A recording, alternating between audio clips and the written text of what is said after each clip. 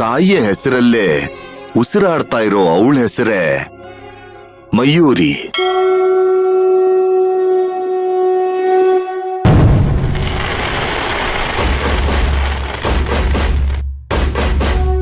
ಅಲ್ನೋಡಿ, ಮಯೂರಿ ಬರ್ತಿದ್ದಾಳೆ.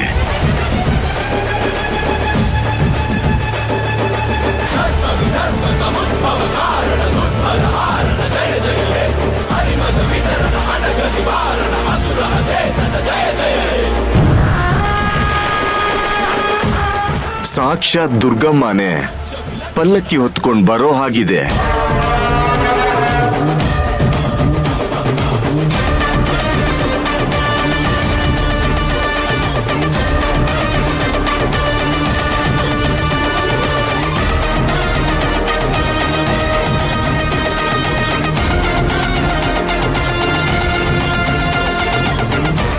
ಪಲ್ಲಕ್ಕಿನ ತುಂಬಾನೇ ಚೆನ್ನಾಗಿ ಮಾಡಿದ್ಯಮ್ಮ. ಬೆಟ್ಟಯ್ಯ, ಯಾವ ಜನ್ಮದ ಪುಣ್ಯನೋ ಏನೋ, ದೇವತೆಯಂತಹ ಶುದ್ಧವಾದ ಮನಸ್ಸಿನ ಮಗಳಿಗೆ ಜನ್ಮ ಕೊಟ್ಟಿದೀಯಾ.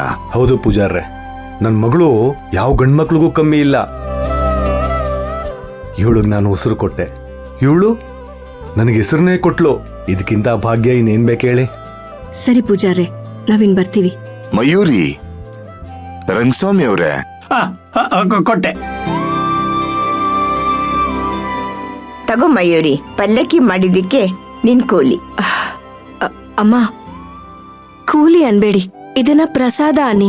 ನಾನು ಆ ತಾಯಿ ಸೇವೆ ಮಾಡೋದಕ್ಕಿರೋದೇ ಹೊರತು ಕೂಲಿ ಮಾಡೋದಕ್ಕಲ್ಲ. ನನ್ನ ಕ್ಷಮಿಸಮ್ಮ. ತಗೋಮ್ಮ.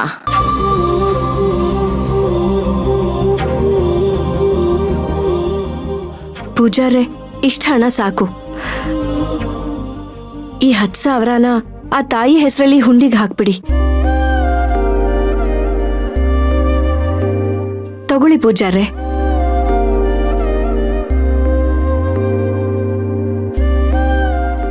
ಅಮ್ಮ ಮಯೂರಿ, ಎಂಥ ದೊಡ್ಡ ಮನಸ್ಸು ತಾಯಿ ನಿಂದು. ಪೂಜಾರಿ ಹೇಳ್ದಾಗೆ ನೀನು ನಿಜವಾಗ್ಲೂ ಗುಣವಂತೇನೆ.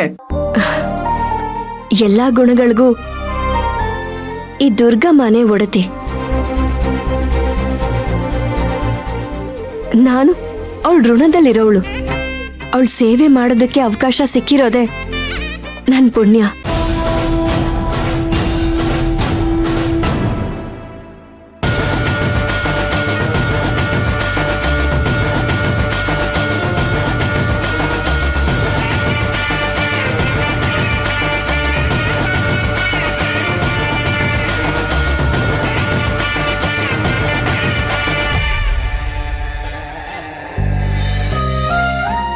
ಮಯೂರಿ, ನಿನ್ನ ಮಗಳಾಗ್ ಪಡೆಯಕ್ಕೆ ನಾನ್ ಭಾರಿ ಪುಣ್ಯ ಮಾಡಿದೆ ಕಣವ. ನೀನ್ ಪಲ್ಲಕ್ಕಿ ತಯಾರು ಮಾಡಕ್ಕೆ ಹಗಲು ರಾತ್ರಿ ಕಷ್ಟಪಟ್ರುವೆ ಬಂದಿದ್ದ ದುಡ್ಡಲ್ಲಿ ದೇವ್ರಿಗೆ ಅರ್ಧ ಕೊಟ್ಟೆ ನೋಡು. ನಂಗ್ ಬಹು ಖುಷಿ ಆಯ್ತು ಕಣವ. ಅಪ್ಪ, ಕಷ್ಟಕ್ಕೆ ಕಣ್ಣಾಗಿ ದುರ್ಗಮ್ಮನೆ ಕಾಯೋವಾಗ ಯಾವ ಕಷ್ಟನಪ್ಪ? ಕೊಡೋಳ ಅವಳೆ ಅಂದ್ಮೇಲೆ ನಾನ್ ಕೊಡೋದೇನಿದೆ ಹೇಳು?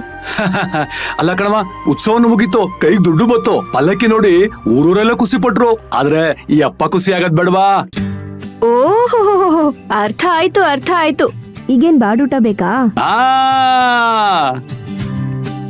ಅಪ್ಪ, ನೀನ್ ಮನೆಗ್ ಹೊರಡು, ನಾನ್ ಅಂಗಡಿಗೆ ಹೋಗ್ಬಿಟ್ಟು ಅಡ್ಗೆಗ್ ಬೇಕಾಗಿರೋ ಸಾಮಾನೆಲ್ಲ ತಗೊಂಡ್ ಬರ್ತೀನಿ. ನನ್ನನ್ನು ಎಷ್ಟು ಚೆನ್ನಾಗಿ ಅರ್ಥ ಮಾಡ್ಕೊಂಡಿದ್ಯವ್ವ. ನೀನು ನನ್ ಮಗಳಲ್ಲ, ನನ್ ಪಾಲನ್ ತಾಯಿ ಕಣವ.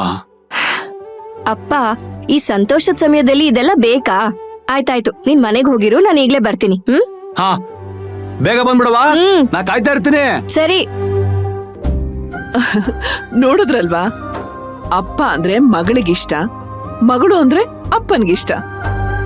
ಇಲ್ಲಿ ಬೆಂಗಳೂರಲ್ಲೂ ಅಷ್ಟೇನೆ, ಅಪ್ಪ ಮಗ ಅದೇ ತರ. ಅಪ್ಪನ್ನ ಮಗ ಬಿಟ್ಕೊಡಲ್ಲ, ಮಗನ್ನ ಅಪ್ಪನೂ ಬಿಟ್ಕೊಡಲ್ಲ. ಓಂ ಅಗ್ನಿನಾರಾಯಣ ಇದನ್ನೇ ಮಮಃ ಅಗ್ನಿಯೇ ಸ್ವಾಹ. ಅಗ್ನಿನಾರಾಯಣ ಇದನ್ನೇ ಮಮ ಅಗ್ನಿಯೇ ಸ್ವಾಹ.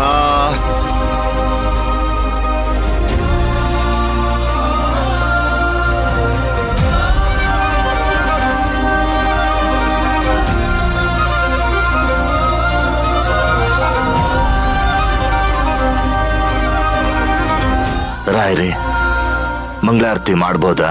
ಒಂದ್ ನಿಮಿಷ ಶಾಸ್ತ್ರಿಗಳೇ, ನನ್ ಮಗ ಬರ್ಬೇಕು. ಹಾ. ಹೋಗಿ ತಾರಕ್ ಕರ್ಕೊಂಬನ್ನಿ.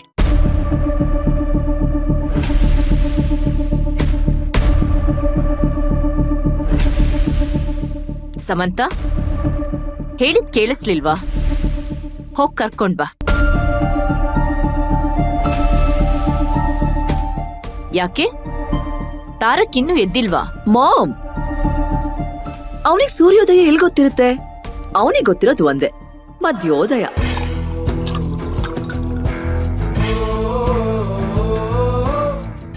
ಅವನಿಗಿವತ್ ಪೂಜೆ ಇರೋದ್ ಗೊತ್ತಿತ್ತು ತಾನೆ? ಗೊತ್ತಿಲ್ಲದೆ ಏನು ಮಾಮ್? ಅವನಿಗೆ ಗಾಜಿನ ಫ್ರೇಮ್ ನಲ್ಲಿರೋ ದೇವ್ರಿಗಿಂತ ಗಾಜಿನ ಲೋಟದೊಳಗಡೆ ಇರೋ ದೇವ್ರ ಮೇಲೆ ಪ್ರೀತಿ ಜಾಸ್ತಿ.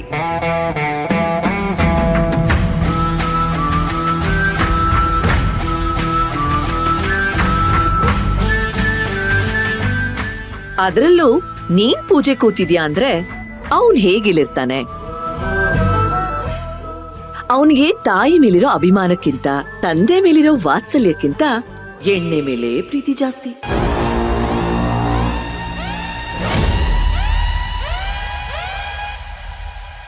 ಇಷ್ಟೊತ್ತಿಗದ್ ಎಲ್ಲಿ ಕುಡಿತಾ ಕೂತಿರ್ತಾನೋ ಯಾರಿಗ್ ಗೊತ್ತು?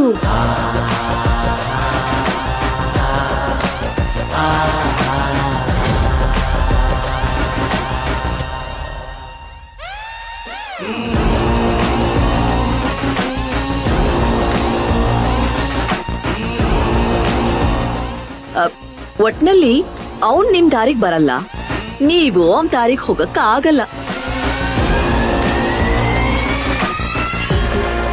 ಸಮಂತ, ಗುಣಗಾನ ಮಾಡಿ ಸಾಕು. ಶಾಸ್ತ್ರಿಗಳೇ, ಮಂಗಳಾರತಿ ಮಾಡಿ. ಏಕದಂತಾಯ ವಿದ್ಮಹೇ ವಕ್ರತುಂಡಾಯ ಧೀಮಹಿ ತನ್ನೋ ದಂತಿ ಪ್ರಚೋದಯಾತ್. ಸರ್ವಮಂಗಳ ಮಾಂಗಲ್ಯೆ ಶಿವೆ ಸರ್ವಾರ್ಥ ಸಾಧಿಕೆ ಶರಣ್ಯ ತ್ರಯಂಬಕೆ ಗೌರಿ ನಾರಾಯಣಿ ನಮೋಸ್ತುತೆ. ಮಗನಿಗೆ ಒಳ್ಳೇದಾಗ್ಲಿ ಅಂತ ಪೂಜೆ ಇಟ್ಕೊಂಡಿದ್ದೀವಿ, ಆದ್ರೆ ಅವನೇ ಪೂಜೆಗಿಲ್ಲ. ನೀನೇ ಅವನನ್ನು ಸರಿ ದಾರಿಗೆ ತರಬೇಕಮ್ಮ.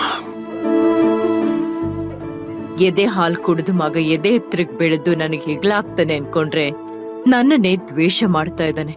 ಅಪ್ಪ ಅಮ್ಮನ ಹೆಸರು ಉಳಿಸ್ದೆ ಹೋದ್ರೂ ಪರವಾಗಿಲ್ಲ, ಅವರಿಂದ ನಮ್ ಹೆಸರು ಕೆಡದೆ ಇರೋ ಹಾಗೆ ಮಾಡು. ಇಷ್ಟೇ ನನ್ ಪ್ರಾರ್ಥನೆ.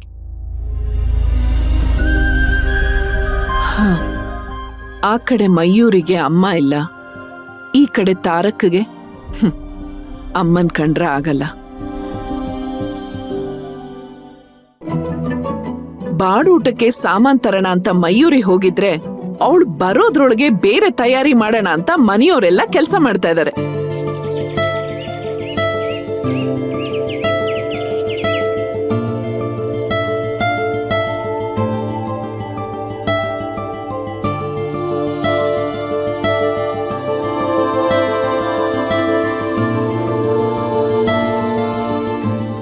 ಅಪ್ಪಯ್ಯ, ನೀನ್ ನಮ್ಮ ಹತ್ರ ಕೆಲ್ಸ ಮಾಡ್ಸೋದನ್ ಮಯೂರಿ ಅಕ್ಕ ಏನಾದ್ರು ನೋಡಿದ್ರೆ ಅಷ್ಟೇ ಕತೆ. ಇವತ್ ಮನೇಲಿ ರಾಮಾಯಣನೇ ನಡೆಯುತ್ತೆ. ಹೌದು, ಮಯೂರಿ ಏನಂತ ಹೇಳಿದಾಳೆ ಗೊತ್ತಾ? ಚೆನ್ನಾಗಿ ಓದ್ಕೊಳ್ಳಿ, ಮನೆ ಕೆಲ್ಸ ಎಲ್ಲ ನಾನೇ ಬಂದ್ ಮಾಡ್ತೀನಿ ಅಂತ ಹೇಳಿದಾಳೆ. ಇವಾಗ ಅವಳಿಲ್ಲ ಅಂತ ಎಲ್ಲಾ ಕೆಲ್ಸ ನಮ್ ಕೈಲೇ ಮಾಡಿಸ್ತಿದ್ಯಲ್ಲ ಅಪ್ಪಯ್ಯ. ಅಲ್ಲ ಕಣ್ರಮ್ಮ, ನಿಮ್ಮ ಅಕ್ಕನ ಮೇಲೆ ಎಷ್ಟು ಅಂತ ಭಾರ ಆಗ್ತೀರಾ ಹೇಳಿ? ಅವಳಿಗೆ ಈ ತೋಟದ ಕೆಲಸ, ಮನೆ ಕೆಲಸ, ಅಡ್ಗೆ ಕೆಲಸ, ನಿಮ್ ಓದಿನ ಜವಾಬ್ದಾರಿ ಪ್ರತಿಯೊಂದು ಅವಳೇ ನೋಡ್ಕೊತಾವಳೆ. ಅಂತದ್ರಲ್ಲಿ ನೀವು ಅವಳಿಗೊಂದು ಸಹಾಯ ಮಾಡ್ಕೊಡಕ್ಕಾಗಲ್ವಾ?